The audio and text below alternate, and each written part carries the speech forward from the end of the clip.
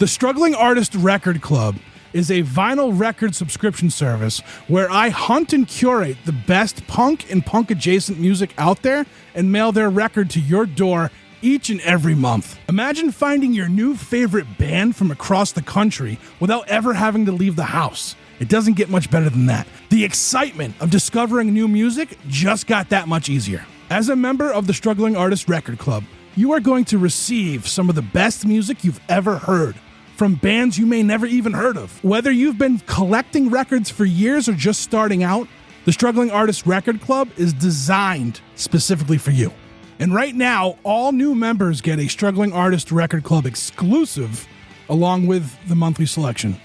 So head to StrugglingArtistRecordClub.com, pick a membership, and start building that collection today. Okay, listen.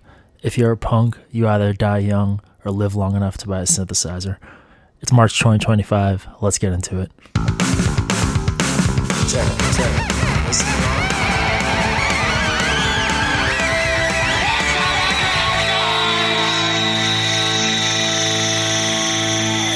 Welcome back. This is Underground Noise. I'm your host and friendly neighborhood coffin salesman, Ari Rad, here with another new music digest for you. And before we get started, I just want to wish you an excellent day. I hope your first sip of coffee was exactly the right temperature. I hope your socks don't have holes in them. I hope the elastic bands in your socks remain tight and secure and hold your socks in the proper position. Now, many of you may have noticed that Bandcamp Friday has made a return this March 2025, much to the jubilation of working musicians across the world. But if you're anything like me, you follow lots of artists, and your email box is stuffed full of everyone releasing new stuff, and it can be hard to cut through the noise, both as a fan and as an artist. So we're hoping we can use this program to kind of highlight new, cool, independent things that are going on. And so if you hear something that we're talking about that sounds interesting, please check them out on Bandcamp. There's never a bad time to be supporting artists, and we'll leave links for all of these in the show notes. So I want to start off by going over some recently dropped singles. And first up, we have Daphne Blue Underworld with their new song, Kicking and Screaming. And so this is off their upcoming EP, Memory Palace, and it's really fun, indie, experimental power pop, a really windows down, summertime, springtime music. A lot of stuff they did before is sort of dream pop, so I expect to see some of those influences throughout their next release. But this one was a lot of fun, and I highly recommend it. And next up, we have another Massachusetts act, Adios Fatso, with their new single WTF. And now I watched the music video for this, and so I want you to picture leopard print coat, sunglasses. So when I tell you it's fun indie punk or dancey alternative with like a driving beat and fun guitars and staccato bass, in your mind, leopard print coat, sunglasses, this is the energy you're bringing to the table. It's a lot of fun. You should definitely check it out. I had a blast listening to this. And next up, we have a new mini EP from A Day Without Love called No Hater Zone. And this is 2 songs of really chill, welcoming vibes. It's like a nice, cozy come down after a long day. I really enjoyed listening to it. It's very wholesome, welcoming music. I don't know how he does it. But to move away from the positive, upbeat vibes for just a moment, we have a new single from Crippling Alcoholism called Tinted Civic, and holy shit, it's sinister as fuck. So self-described murder pop band, and this song is incredibly grand and murky, and it's kind of hard to decipher what exactly is going on and what is being said, but the more you listen to it, the more kind of fucked up and demented it sounds. So sort of you can imagine a band playing with the sonic landscapes that a band like The Cure does, except if The Cure is a band for lovers, then Crippling Alcoholism is for deranged sociopaths. And they used to be kind of a lot noisier and more abrasive, but they keep getting more and more cerebral, and I think they'll have a new album out this year, so we should definitely be on the lookout for that. And next up, we have Chainlacing from New Hampshire with a brand new single called Enduring featuring Illudium. And it sort of begins as this really gloomy, bleak, lo-fi folk song, and it sort of builds into this really intense, emotive, almost shoegazy, doom-adjacent kind of track. And it's really despairing and really powerful, and it's sort of about the existential dread and despair when we're kind of witnessing disasters, specifically the California wildfires. And it's just a really enormous track on a lot to reflect on, and I really enjoyed it a lot. So definitely check it out if that is sort of your vibe.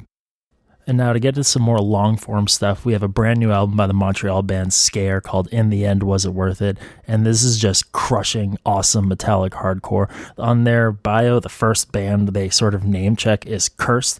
And if there was a green flag, if I ever saw waved for me, it'd be name checking Cursed. And so this release is produced exceptionally.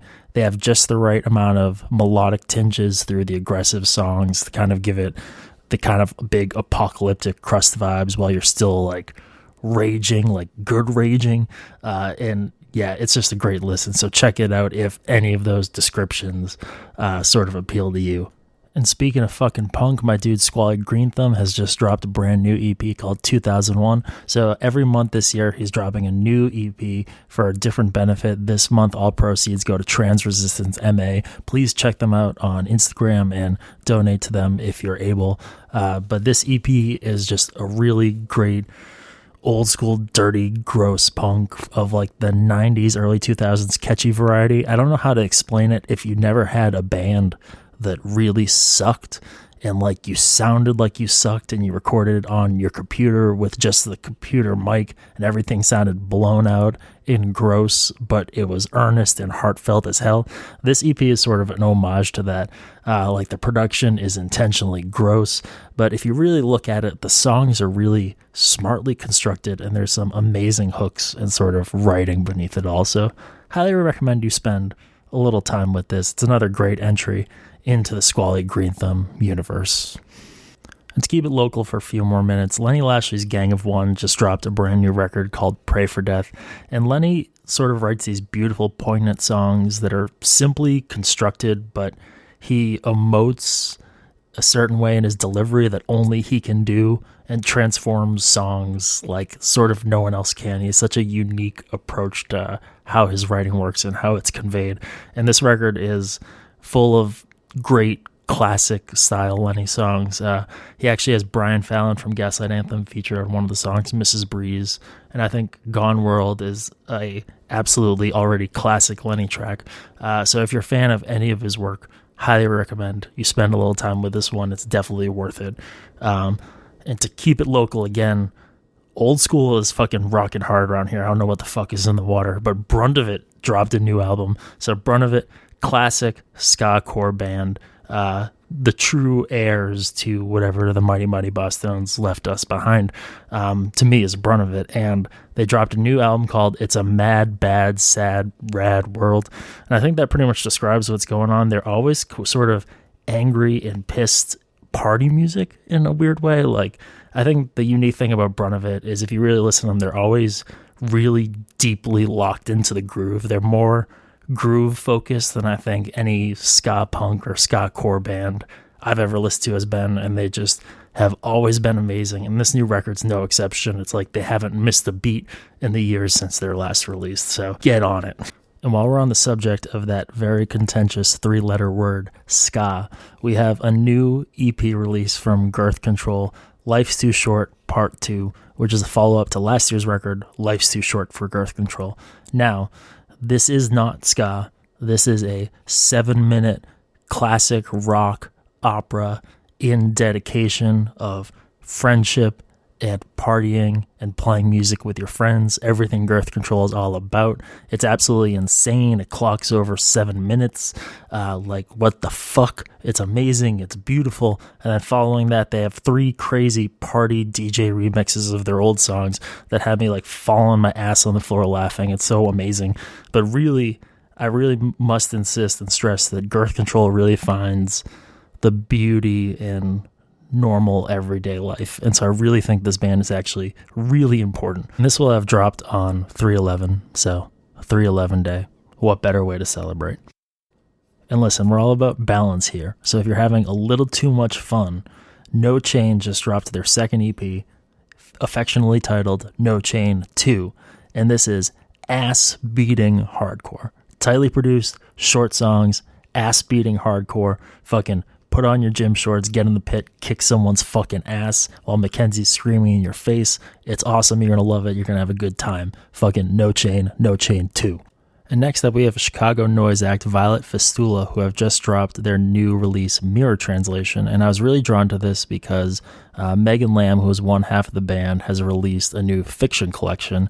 And this album serves as a companion piece to that. And so this sort of sits at the intersection of noise, sound collage, and industrial. There's sort of strange drones and electronic pulses and really eerie vocalizations that are sometimes pitched down that make it even more disorienting. And I think it really pairs well with the book. I read it over this weekend, and it was a very cerebral experience. I know that word's a bit overused, but it definitely feels like you're living in a world of dream logic where the mechanisms of reality are slightly missing you at all times. Everything is slightly off, and you can never quite place it until you can. And then what is more terrifying than that?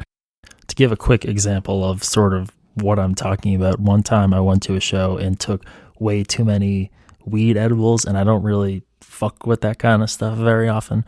And I woke up the next day and I was walking to work, and I felt really strange. Like, why am I walking to work this way? Why am I walking on the wrong side of the street? Do I always walk on this side of the street? Is this what is normal? Do I always do this? Why does this feel so different? And then I realized, oh, I'm fucking high as shit. But imagine if your whole reality just didn't operate the way you think it should. So check it out if you're into something a little different. And I know we don't talk a lot about noise and drone stuff on the Struggling Artist too much, but for the people who don't listen to a lot of this stuff, it's always worth a fun experiment. And it's the kind of thing you need to lay down in the dark, put on some headphones, and sort of give it some time if you're going to really appreciate it. So if you're looking for something different, try it out. And while we're on a goth tangent, one of my favorite bands, Bambara, is putting out a new album this week called Birthmarks. You can call it post-punk, you can call it goth rock, it doesn't matter, but they have such a unique, twangy, evil sound to what they do, and the songwriting is very narrative focused, and to me they're one of the true bands that writes like American Gothic kind of stories in their songs. And so I've always been captivated by what they do, and I'm really looking forward to this release. And now to round it out with a genre perhaps even dirtier to talk about than ska, the infamous SKA, perhaps even more contentious, and actually definitely smellier, is folk punk. And so for all you old people who listened to folk punk a long time ago, and all the new people who listen to it now, everyone's been talking about Pat the Bunny's return to music. Everyone thought he would never come back, make another record, but now he's in a new project called Friends in Real Life, and they just dropped a new record in February, and it's a lot of fun. If we talked about at the beginning of the show, punks going into their synths, this is the vibe, the very heartfelt songwriting, but with the synths and stuff. And also on a folk punk tangent, Taxpayers are back with a new record called Circle Breaker that comes out late this March. So it's sort of a weird folk punk ska renaissance, which is going to be making so many people angry. But the most important of all these sort of folk punk things, quotes, air quotes, I want to talk about is this band from Providence called Folk the Empire.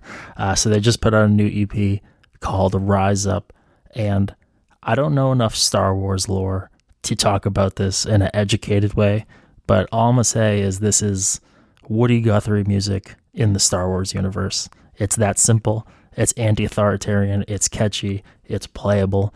And sort of folk punk sort of splits among people who listen to American folk music and people who like emo and have acoustic guitars. And this is definitely in the former, and I'm very happy about that because there's not nearly enough of that. So I'm going to send you off with a song by Folk the Empire called Ewok in a Tree.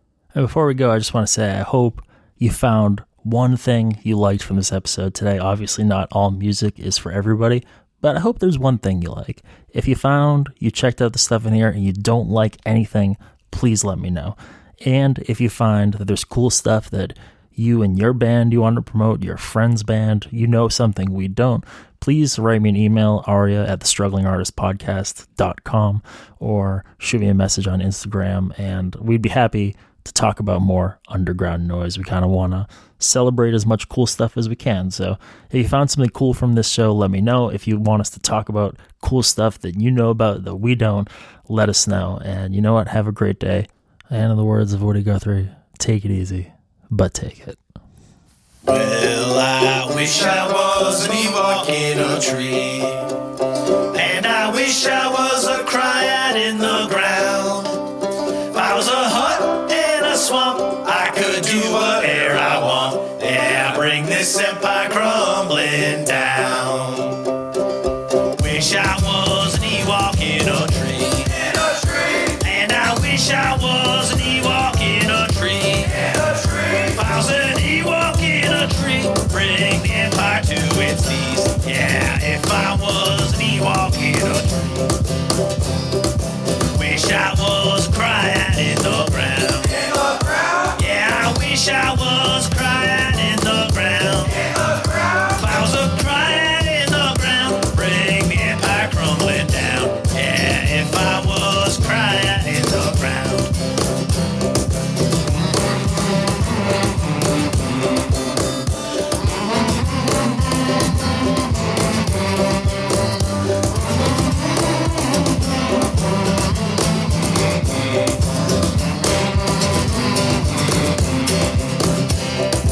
Wish I was a hut in a swamp. Yeah, I wish I was a hut in a swamp. If I was a hut in a swamp, I could do whatever I want. Yeah, if I was a hut in a swamp. Don't you marry no Sith loving man. No, no, don't you marry no Sith loving man. 'Cause a Sith loving man will kill you if he can. Yeah, drink up your blood like 1, 2, 3, 4. Wish I was an Ewok in a tree, and I wish I was a cryad in the ground. If I was a hut in a swamp, I could do whatever I want. Yeah, bring this empire crumbling